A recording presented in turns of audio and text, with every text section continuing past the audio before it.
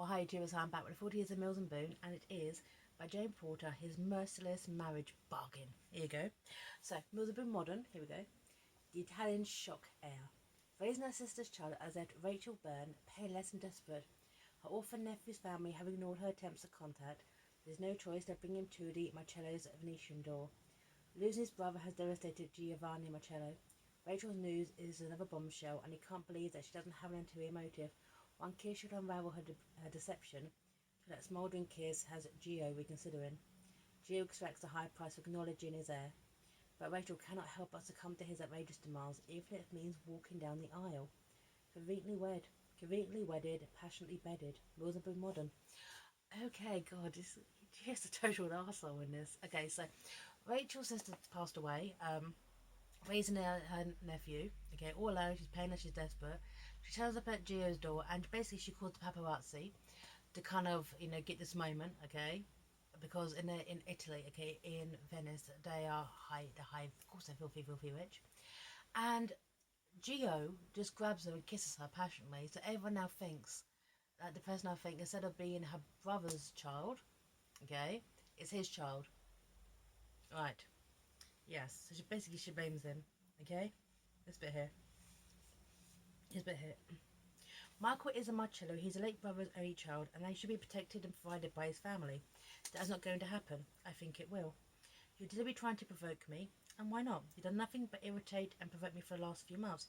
You made opportunities to reply to my emails and phone calls, but you could be bothered to reach out, so now return to you what is yours. It wasn't actually true. She wasn't leaving Michael here, but she didn't have to let him know that. You definitely don't sound if you're abandoning your sister's son. Antonio, she interrupted, if you recall. Your lessons in biology. Right.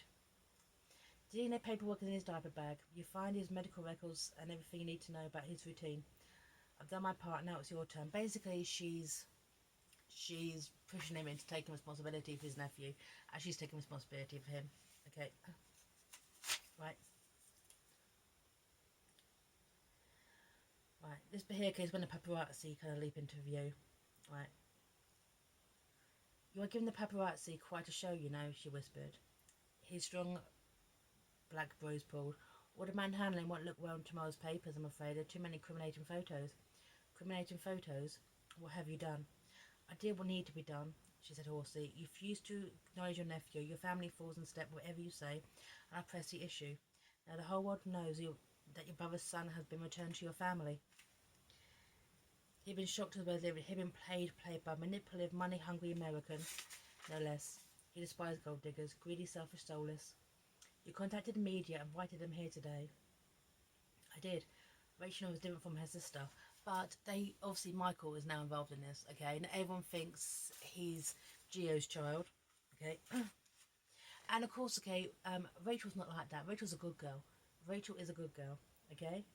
Right.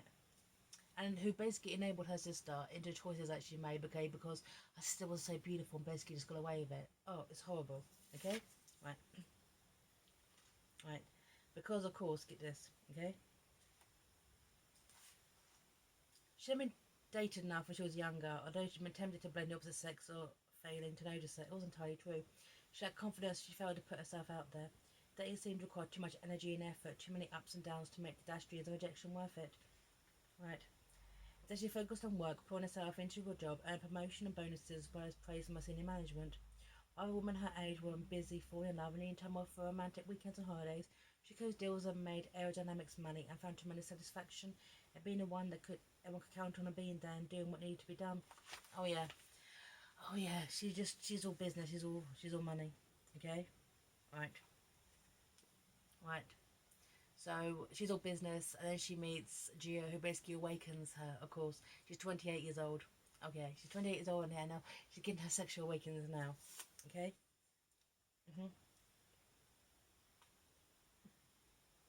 Right. Because everyone, when it comes to Juliet, her sister, okay, everyone just enabled her. Everyone just enabled her horrible behaviour. Get this. Right. Right. Oh yes, that's right, Rach. You're far too intelligent to fall in love. No, Mum, I'm not too intelligent to fall in love. I'm too intelligent to turn a man into a meal ticket. She pulls at a mother's sight now, Rachel pressed on. I think you should be comfortable with Juliet, always trying to catch on from her looks. I don't think she'd have to work, but she doesn't think she'd have to work because she's beautiful, but good looks can only take one so far. You're jealous. Mum, I'm too old for this. I may have been jealous when I was 14 and she was 12. Juliet's still my first boyfriend, but I'm 28, I have a great friend, a job I love, and a life I enjoy. That's why Juliet is doing life her way. Don't resent her happiness. She's only found the one. I'm fully expecting to get an announcement any day now. But there was no announcement. Juliet was pregnant and her rich boyfriend, Italian businessman, Antonio Marcello, broke her things off for Juliet and turned to Italy without her. And then Antonio died of an illness a couple of weeks later, leaving Juliet alone. And Juliet took her own life in the end, okay, because she couldn't deal. And she was struggling and she was all alone, and it's a horrible situation, okay, but the sad thing is, okay, essentially her entire life, everyone seemed to kind of enable Juliet in a way, okay, that she could take responsibility for herself, and she just traded on her good looks, okay. Basically, she wanted money and that kind of stuff, and fact is, okay, that she was the kind of girl, okay, who was still a boyfriend from the age of 12, okay, and everyone just enabled it, right. So, but in the end, Rachel and Gio have to talk and communicate and start getting together and bonding, and a sexual awakening happens, okay? Right. Because as soon as after, she just hand them over, oh, you use responsibility, okay? And Rachel wants Michael back, right? So you see why I'm anxious to have him back in my arms, and why I find it's also difficult. We spend a great deal of time together in the past few months. In fact, we've spent all our time together these past few months, and I'm missing him terribly, as a matter of fact. Okay? She wasn't ready to return the child to a woman who'd abandoned to a stranger, but a husky, tearful request softened his resistance. She sounded sincere as well as anxious, and Giovanni reached into his pocket and drew out his phone to send a text message to his housekeeper. Should be here. Yeah, she wants the baby back. Okay? Okay. And there's a bit, okay, which, obviously, because Rachel isn't, like, wise to the world, okay? Jesus has to wine her, dine her, kind of, treat her like a slave with respect. It's a bit, okay, which, she's never tried Prosecco, okay? Well, it's a disgusting drink anyway. And this book came out in 2017, okay? Right. Prosecco is Italian. It's a sparkling wine made here, invented from the Glaia grapes, okay? And she orders Prosecco. I hate her. Because I hate Prosecco in general. She's sweet. Give me a rosé, okay? So, but the thing is, all her life, Rachel's been pushed out by her own mother, okay, in a way, okay, because she wasn't as beautiful as Juliet. Wants to get enabling Juliet's behaviour. This bit here. Right. Right. I think she expected me to enjoy Juliet's adventures and triumphs more instead of me, difficult, prickly, porcupine Rachel. To be fair, I was amused by Juliet. There was a lot of work and demanded a lot of mother's time. Or maybe mothers preferred to focus on Juliet. Juliet was a beautiful daughter after all, and charming and admired by many. It gave my mother great pleasure to show her off. Exactly. She'd been pushed out. Basically, she's like Cinderella. She was pushed out by her own bloody mother to enable Juliet's behaviour. Okay? But then they decide to get married. Okay, they decide to get married, and then it comes. Rachel wants to have sex before the wedding. Okay, just to get it over with. Okay, and it turns out this 28-year-old woman is a sacred unicorn. She is a virgin. Okay, no judgment there, but there you go. Right, you're not protected. No, I never needed to. Leave it to your partner. No, I mean I'm a virgin. I've never needed protection before. Are you serious? She was 28 years old, nearly 29. What, a 29-year-old virgin is out there? So she's sexless, she's emotionless, and then obviously Gio gives her her awakening. Okay? She's awakened by Gio. And then they get married. Okay, it's a lovely wedding in Venice. And it's beautiful. And then here's a twist. Oh, it's a twist. It proves what a bastard Gio is. Okay? Essentially, Rachel married Gio to protect Michael's inheritance, make him the heir to the family. This is where a twist comes in. This where a twist comes in. Right. And his excuses, okay. This is when it's just proves what an arsehole deal is. It's just for the wedding.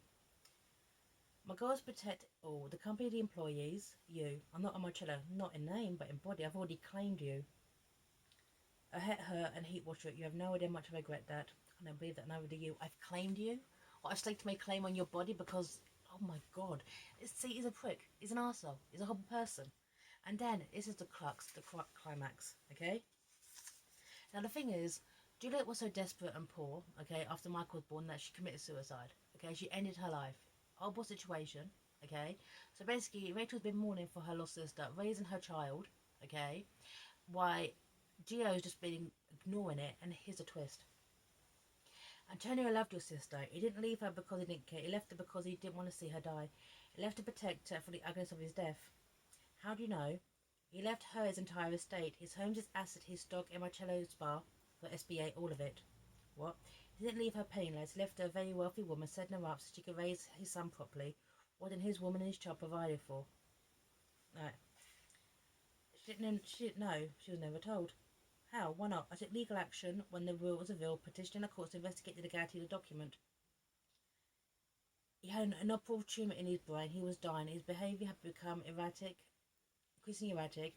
I was concerned to believe he was being played, coerced, and so I asked the courts to intervene. Right. Cause of my sister's death, she didn't want his money. She wanted him. How do you know? She refused it. She rejected every bank wire he sent her. Finding the end of his life, he chipped to change his will. So, Juliet wasn't a gold digger after all. She actually did love her brother. The brother, Antonio. Didn't want the money, she wanted him. He was dying. That's the thing. Better communication. He could have said, I can't be with you right now because I've got this unoperable brain tumour, but he never actually said that. He kept wiring the money back. In the end, he just left it to her. And then, in her grief, Juliet took her own life. But everything could have been avoided, okay? A bit more transparency here. So the fact is, okay, that Michael's been the heir the entire time. And no one knew this. So essentially, Juliet passed away. Rachel had been struggling to get the attention of his family, okay, to kind of step up for baby Michael. Michael's been the heir all this time. And Giovanni knew this and didn't tell anyone. He denied. Everything could have been avoided. Everything could have been avoided. But a heartbreak and loss, Rachel took her own life, and yes, everyone did enable her behaviour, but do you see why? In a way, directly or not, Giovanni is responsible for this. And he married this woman and then said, oh yeah, Michael was the heir the entire time. Prick. Absolute prick. I like the fact, okay, that Rachel calls him out of this. It wasn't right, and you don't know what the first thing about love. You have no idea what love means, or you want to worry more about your Marcello stock and investments than your late brother's child. I was wrong, Rachel. Yeah, he was wrong. But the fact is, okay, that Rachel was now married to this man. Okay, I've got to think, okay, divorce is not easy. Oh, it's horrible. Maybe this is a story, okay, about how everyone, poor Juliet was enabled her entire life to be a certain way, okay, and then just couldn't deal with it after all, okay, and in the end she took her own life. Rachel is obviously emotionally repressed, okay, by her own words, okay, she gets awakened by Gio. Gio basically screwed over the heir, his own heir, okay, his own nephew, okay, and then married, in a way manipulated Rachel into marrying him, then said, oh yeah, no, he was there the entire time, he was actually filthy rich. And you should have had all this from the beginning, okay, but I'm a dick and I thought you were a gold digger. Who the hell does he think he is? It's horrible. Horrible book, horrible relationship. His Merciless Marriage Bargain, he's an arsehole. Sign of a toxic relationship in the Mills and Boon. Hey. What is a Mills and Boon sign off? I'll see you all. Bye now.